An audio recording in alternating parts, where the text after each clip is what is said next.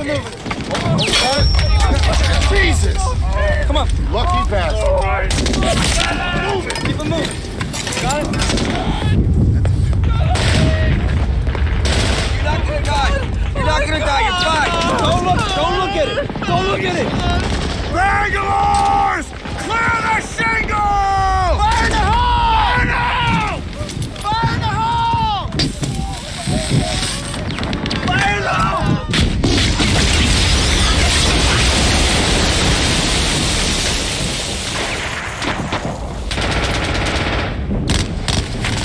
We're in business, defilade! Other side of the hole! Friends, ಈಗ ನೀವು ನೋಡಿದ್ದು saving private rain ಅನ್ನೋ ಒಂದು ಚಿತ್ರದ ದೃಶ್ಯಾವಳಿ. ಈ ಹಾಲಿವುಡ್ ಚಿತ್ರವನ್ನು ನಿರ್ದೇಶನ ಮಾಡಿದ್ದು ಸ್ಟೀವನ್ ಸ್ಪೀಲ್ಬರ್ಗ್. ಟಾಮ್ ಹ್ಯಾಂಕ್ಸ್ ಅವರು ಒಂದು ಪ್ರಮುಖ ಪಾತ್ರದಲ್ಲಿ. ಇದು ವಾರ್ ಆಫ್ ನಾರ್ಮೆಂಡಿ ಅನ್ನೋ ಒಂದು ಯುದ್ಧವನ್ನು ಕುರಿತಾದಂತಹ ಸಿನಿಮಾ. ಈ ಸಿನಿಮಾದ್ದು ಒಂದು ವಿಶೇಷತೆ ಏನಂದರೆ, ಎರಡನೇ ವಿಶ್ವ ಯುದ್ಧದಲ್ಲಿ ಹಿಟ್ಲರನ ಸರ್ವಾಧಿಕಾರತ್ವವನ್ನು ತೊಡೆದು ಹಾಕೋದಕ್ಕೋಸ್ಕರ UK ಮತ್ತು ಅಮೆರಿಕ ಮೈತ್ರಿಕೂಟಗಳು ನಡೆಸಿದ ಒಂದು ಅತ್ಯಂತ ಪ್ರಮುಖವಾದ ದಾಳಿಯನ್ನು ಈ ಸಿನಿಮಾ ಕಥೆಯಾಗಿ ಹೇಳುತ್ತೆ. ಎರಡನೇ ವಿಶ್ವ ಯುದ್ಧವನ್ನು ಅಂತಿಮ ಘಟ್ಟಕ್ಕೆ ಕೊಂಡೊಯ್ಯೋದಕ್ಕೆ ಕಾರಣವಾಗಿದ್ದು ಈ ವಾರ್ ಆಫ್ ನಾರ್ಮೆಂಡಿ. ಈ ವಾರ್ ಆಫ್ ನಾರ್ಮೆಂಡಿಯಿಂದಾಗಿಯೇ ಹಿಟ್ಲರನನ್ನು ಸೋಲಿಸಿ ಮಿತ್ರಪಡೆಗಳು ಯುರೋಪಿನ ಮೇಲೆ ತಮ್ಮ ಆಧಿಪತ್ಯವನ್ನು ಸ್ಥಾಪಿಸೋದಕ್ಕೆ ಕಾರಣ ಆಯಿತು. ಹಾಗೆ ಈ ಯುದ್ಧವನ್ನು ಗೆಲ್ಲೋದಕ್ಕೆ ಮಿತ್ರಪಡೆಗಳಿಗೆ ಅತ್ಯಂತ ಸಹಕಾರಿಯಾಗಿದ್ದು ಬೆಂಗಳೂರಿನಲ್ಲಿ ತಯಾರಾದಂತಹ ಒಂದು ವೆಪನ್.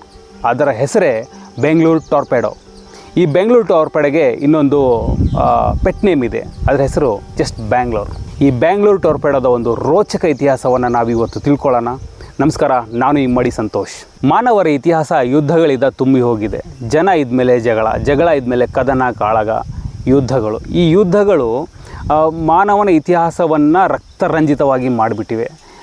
ಸೈನ್ಯಗಳು, ಸೈನಿಕರು, ಸಾವು ನೋವು, ಗೆಲುವು, ಅಧಿಪತ್ಯಗಳು, ಇವು ಯುದ್ಧದ ರಿಸಲ್ಟ್ಸ್. ಆ ಯುದ್ಧಗಳಿಂದಾಗಿ ಒಬ್ಬ ಅಧಿಪತ್ಯ ಸ್ಥಾಪಿಸ್ತಾನೆ, ಅದನ್ನು ಕೆಡುವುದಕ್ಕೆ ಇನ್ನೊಬ್ಬ ಅಧಿಕಾರಿ ಬರ್ತಾನೆ.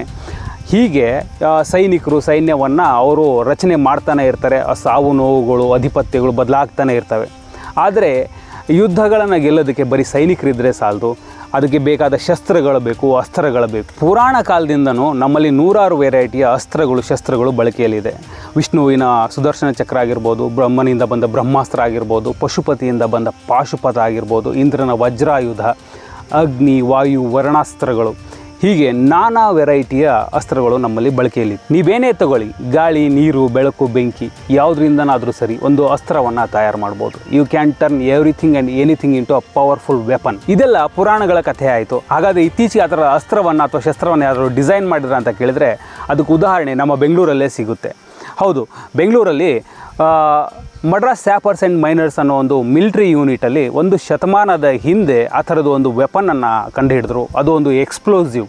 ಆ ಎಕ್ಸ್ಪ್ಲೋಸಿವ್ ಹೆಸರೇ ಬೆಂಗಳೂರು ಟಾರ್ಪೆಡೋ.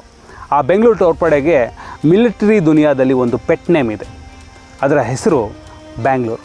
ಮಿಲಿಟರಿಯವರು ಬ್ಯಾಂಗ್ಳೂರು ಟಾರ್ಪೆಡೋಗೆ ಬ್ಯಾಂಗ್ಳೂರ್ ಮೈನ್ಸ್ ಮತ್ತು ಬ್ಯಾಂಗ್ಳೂರ್ ಬ್ಯಾಂಗರ್ಸ್ ಅಂತಲೂ ಹೆಸರಿಟ್ಟು ಕರೀತಾರೆ.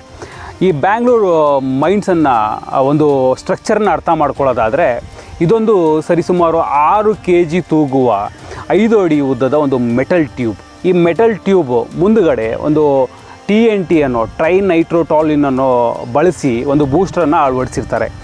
ಇದು ಬ್ಲಾಸ್ಟಿಂಗಿಗೆ ಡಿಟೋನೇಟ್ ಆಗೋದಕ್ಕೆ ಸಹಾಯ ಮಾಡುತ್ತೆ. ಈ ಮಧ್ಯದ ಸ್ಟ್ರಕ್ಚರಲ್ಲಿ 80 ಮತ್ತು 20 ಅನುಪಾತದಲ್ಲಿ, 80-20 ಅನುಪಾತದಲ್ಲಿ ಅಮೆಟೋಲ್ ಮಿಕ್ಸ್ಚರನ್ನು ಅವರು ಬಳಸ್ತಾರೆ. ಆದರೆ ಇಷ್ಟೆಲ್ಲ ಅಸ್ತ್ರಗಳು ಶಸ್ತ್ರಗಳು ಇದ್ದರೂ ಕೂಡ ಈ ಬ್ಯಾಂಗ್ಳೂರ್ ಮೈನ್ಸನ್ನು ಕಂಡುಹಿಡಿಯೋ ಅವಶ್ಯಕತೆ ಏನು ಬಂತು ಅನ್ನೋದನ್ನು ನಾವೀಗ ನೋಡೋಣ. ನೇರವಾಗಿ ಯುದ್ಧ ಮಾಡೋದಕ್ಕೆ ಬುಲೆಟ್ಸು, ಬಾಂಬ್ಸು, ಗನ್ಸು, ಕ್ಷಿಪಣಿಗಳಿತ್ತು, ಟ್ಯಾಂಕರ್ಗಳೆಲ್ಲ ಇತ್ತು. ಹಾಗಿದ್ದು ನಾವು ಯುದ್ಧಗಳನ್ನು ಎಲ್ಲ ಸಮಯದಲ್ಲಿ ದೂರದಿಂದನೇ ಮಾಡೋಕ್ಕಾಗೋದಿಲ್ಲ. ಶತ್ರುಗಳಿಗೆ ಎದುರು ನಿಂತು ಮಾಡಬೇಕಾಗುತ್ತೆ. ಅಂಥ ಟೈಮಲ್ಲಿ ನಾವು ಶತ್ರು ಪಡೆಗಳ ಒಂದು ಅಖಾಡಕ್ಕೆ ನಾವು ಹೋಗಬೇಕಾಗುತ್ತೆ. ಅಂಥದ್ದನ್ನು ದಾಟ್ಕೊಂಡು ಹೋಗಬೇಕಾದ್ರೆ ಅವರು ಹಾಕಿರುವಂಥ ಟ್ರ್ಯಾಪ್ಸ್ಗಳನ್ನಾಗಲಿ ಅಥವಾ ಬಂಕರ್ಸ್ಗಳನ್ನು, ಲ್ಯಾಂಡ್ ಮೈನ್ಗಳನ್ನು ದಾಟ್ಕೊಂಡು ಹೋಗಬೇಕಾಗುತ್ತೆ. ಈ ಯುದ್ಧ ಸಾಮಗ್ರಿ ಅಥವಾ ಬೆಂಗಳೂರು ಟಾರ್ಪೆಡೋವನ್ನು ಕಂಡುಹಿಡಿಯೋದಕ್ಕಿಂತ ಮುಂಚೆ ಇದನ್ನು ನೇರವಾಗಿ ದಾಟ್ಕೊಂಡು ಹೋಗೋದಕ್ಕೆ ಯಾವುದೇ ಒಂದು ಉಪಾಯಗಳಿರಲಿಲ್ಲ. ಇದನ್ನು ಮನಗಂಡು ಒಬ್ಬ ಬ್ರಿಟಿಷ್ ಅಧಿಕಾರಿ RL ಮೆಕ್ಲಿಂಟಾಕ್ ಅನ್ನೋನು ಒಂದು ಉಪಾಯ ಮಾಡ್ತಾನೆ. ಯುದ್ಧಗಳು ನಡೆಯುವಾಗ ಶತ್ರು ಸೈನ್ಯ ಸಾಗಿ ಬರೋ ದಾರಿಯಲ್ಲಿ ಮೈನ್ಸ್ಗಳನ್ನು, ಬಂಕರ್ಸ್ಗಳನ್ನ, ಆಬ್ಸ್ಟ್ಯಾಕಲ್ಸ್ಗಳನ್ನ ಸೇನೆಗಳು ನಿರ್ಮಾಣ ಮಾಡ್ತವೆ. ಇದರಿಂದಾಗಿ ಒಂದು ಶಾಕನ್ನು ಶತ್ರು ಪಡೆಗಳಿಗೆ ಕೊಡ್ಬೋದು. ಅದರಿಂದ ಯುದ್ಧದ ಒಂದು ವೇಗವನ್ನು ಕಡಿತಗೊಳಿಸ್ಬೋದು ಮತ್ತು ದಾಳಿ ಮಾಡೋ ಶತ್ರುಗಳ ಮೇಲೆ ಒಂದು ಹಿಡಿತವನ್ನು ಸಾಧಿಸ್ಬೋದು. ಇದನ್ನು ತಡೆಯೋದಕ್ಕೋಸ್ಕರ ಅಥವಾ ಇದನ್ನು ಮನಗಂಡು ಆ ಮೈನ್ಸ್ಗಳನ್ನು, ಬಂಕರ್ಸ್ಗಳನ್ನ ಬ್ಲಾಸ್ಟ್ ಮಾಡಿ ಮುನ್ನುಗ್ಗಿದ್ರೆ ಅವರು ಶತ್ರುಗಳ ಮೇಲೆ ಅಥವಾ ಯಾವ ಸೈನ್ಯದ ಮೇಲೆ ದಾಳಿ ಮಾಡ್ತಾರೋ ಅವ್ರ ಮೇಲೆ ಹಿಡಿತವನ್ನು ಸಾಧಿಸ್ಬೋದು. ಹೀಗೆ ಹಿಡಿತ ಸಾಧಿಸೋದ್ರಿಂದ ಜಯ ಅಪಜಯದ ಒಂದು ದಿಕ್ಕೇ ಬದಲಾಗುತ್ತೆ. ಕ್ಯಾಪ್ಟನ್ ಮೆಕ್ಲಿಂಟಾಕ್ನ ಆಲೋಚನೆ ಏನಾಗಿತ್ತು ಅಂತಂದರೆ, ಅಂತಹ ಬಂಕರ್ಸ್ಗಳನ್ನು, ಆಬ್ಸ್ಟ್ಯಾಕಲ್ಸ್ಗಳನ್ನು ಅಥವಾ ಮೈನ್ಸ್ಗಳನ್ನು ದೂರದಿಂದನೇ ಗುರುತಿಸಿ ಅವುಗಳನ್ನು ಅಕ್ಯುರೇಟಾಗಿ ಟಾರ್ಗೆಟ್ ಮಾಡಿ ಧ್ವಂಸ ಮಾಡಿದ್ರೆ ಸೇನೆಗೆ ಆಗ್ತಾ ಇದ್ದಂತಹ ಸಾವು ನೋವುಗಳು, ಸೈನಿಕರ ಸಾವು ನೋವುಗಳನ್ನು ಕಡಿಮೆ ಮಾಡ್ಬೋದಾಗಿತ್ತು ಮತ್ತು ಶತ್ರುಗಳ ಮೇಲೆ ದಾಳಿಯನ್ನು ಇನ್ನೂ ಅಕ್ಯುರೇಟ್ ಆಗಿ ವೇಗವಾಗಿ ಮಾಡ್ಬೋದಾಗಿತ್ತು. ಈ ಐಡಿಯಾವನ್ನು ಇಟ್ಕೊಂಡು ಆ ರೂಪರೇಷೆಯನ್ನು ನಮ್ಮ ಮಡ್ರಾಸಿನ ಸ್ಯಾಪರ್ಸ್ ಆ್ಯಂಡ್ ಮೈನರ್ಸ್ನ ಮಿಲಿಟರಿ ಯೂನಿಟ್ಗೆ ವರ್ಗಾಯಿಸ್ತಾನೆ. ಅವರು ಇದನ್ನು ಒಂದು ವೆಪನ್ ಆಗಿ ಕನ್ವರ್ಟ್ ಮಾಡ್ತಾರೆ. ಆ ವೆಪನ್ನೇ ಬೆಂಗಳೂರು ಟಾರ್ಪೆಡೋ. ಈ ಬೆಂಗಳೂರು ಟಾರ್ಪೆಡೋವನ್ನು 1912ರಲ್ಲಿ ಕಂಡುಹಿಡಿತಾರೆ. 4 ವರ್ಷ ಅದರದ್ದು ಒಂದು ಟೆಸ್ಟಿಂಗ್ಗಳಾಗುತ್ತೆ. 1916ರಿಂದ ಇದು ಬಳಕೆಗೆ ಬರುತ್ತೆ. ಈ ಒಂದು ಬೆಂಗಳೂರು ಟಾರ್ಪೆಡೋ ಆಗಿನಿಂದನೂ ಮಿಲಿಟ್ರಿಯಲ್ಲಿ ಹಲವು ಯುದ್ಧಗಳಲ್ಲಿ ಭಾಗವಹಿಸಿದೆ. ತನ್ನ ಒಂದು ಪ್ರೆಸೆನ್ಸನ್ನು, ಇಂಪಾರ್ಟೆನ್ಸನ್ನು ತೋರಿಸ್ತಾ ಬಂದಿದೆ. ಈ ಬ್ಯಾಂಗ್ಳೂರ್ ಟಾರ್ಪಿಡೋ ಈಗಲೂ ಸಹ ಯುದ್ಧಗಳಲ್ಲಿ ಬಳಕೆ ಆಗ್ತಾ ಇದೆ. ಅದಕ್ಕೆ ಒಂದು ತಾಜಾ ಉದಾಹರಣೆ ಅಂತಂದರೆ ಯುಕ್ರೇನ್ ರಷ್ಯಾ ವಾರ್ನಲ್ಲಿ ಈ ಬ್ಯಾಂಗ್ಳೂರ್ ಟಾರ್ಪಿಡೋವನ್ನು ಬಳಸಲಾಗಿದೆ. ಬ್ಯಾಂಗ್ಳೂರ್ ಟಾರ್ಪಿಡೋವನ್ನು ಒಂದು ವರ್ಲ್ಡ್ ಕ್ಲಾಸ್ ಆಯುಧವಾಗಿ ಪರಿವರ್ತಿಸಿದ Madras sappers and miners engineering unit ಅದರದ್ದೇ ಆದ ಒಂದು ಘನವಾದ ಒಂದು ಇತಿಹಾಸವನ್ನು ಹೊಂದಿದೆ. 2ನೇ ಆಂಗ್ಲೋ ಮೈಸೂರು ಯುದ್ಧದಿಂದ ಹಿಡಿದು ಭಾರತ ದೇಶ ನಡೆಸಿದ ಇತ್ತೀಚಿನ ಎಲ್ಲ ಯುದ್ಧಗಳಲ್ಲೂ ಪಾಲ್ಗೊಂಡಿರುವ ಈ ಮಡ್ರಾಸ್ ಸ್ಯಾಪರ್ಸ್ ಆ್ಯಂಡ್ ಮೈನರ್ಸ್ನ ಕೇಂದ್ರ ಕಚೇರಿ ನಮ್ಮ ಬೆಂಗಳೂರಿನಲ್ಲಿದೆ.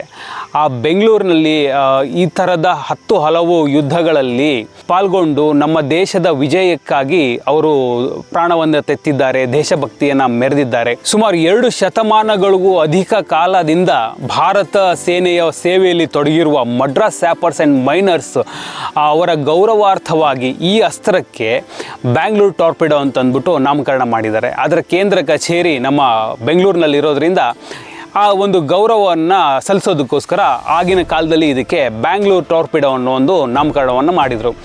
ಈ ಅಸ್ತ್ರದ ಬಗ್ಗೆ ನಿಮಗೆ ಗೊತ್ತಿಲ್ಲ ಅಂತಂದರೆ ಈಗ ನಿಮಗೆ ಗೊತ್ತಾಗಿದೆ. ಹಾಗೆ ಇದನ್ನು ಇನ್ನೂ ಹಲವು ಜನರಿಗೆ ತಲುಪಿಸಿ ಮತ್ತು ನಮ್ಮ ಭಾರತೀಯ ಸೇನೆಯ ಈ ಸಾಧನೆಯನ್ನು ಎಲ್ಲರಿಗೂ ತಲುಪಿಸಿ ಅಂತ ನಾನು ಈ ಮೂಲಕ ಕೇಳ್ಕೊಳ್ತೀನಿ. ನಮಸ್ಕಾರ.